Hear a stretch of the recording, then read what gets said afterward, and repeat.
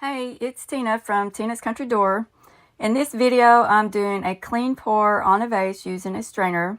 A clean pour is using one color at a time. All of the paints I'm using are Anita's Acrylic from Hobby Lobby.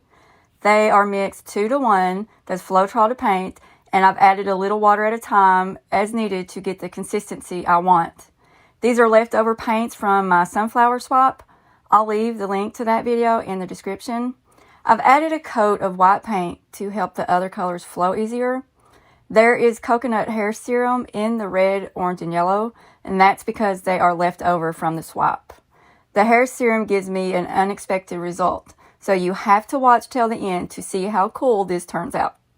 I didn't think I was going to like this vase after I poured it, but paint continues to flow, so the final piece can look so different after the paint stops. Now I'm getting ready to take the strainer off the vase, and I'm left with an excessive amount of paint. So I'm blowing the paint because it's too thick on the bottom of the vase, and that can cause the paint to crack as it dries. I love the look that blowing the paint has given me. I also tilt the vase to help move more of the paint over the sides. Now you don't want to tilt it too far because your vase could tip over and then you're left with a mess. I'm actually holding it for quite a few minutes. You have to be patient with this.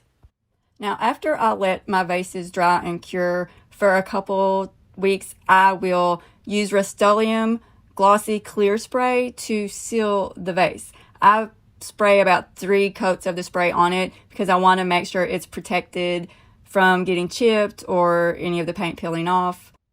Also, as I let the paint cure, I leave the vase on the cup upside down. Now here is the big reveal of the vase. I love the way that looks, and especially right here. Let me know what you think in the comments.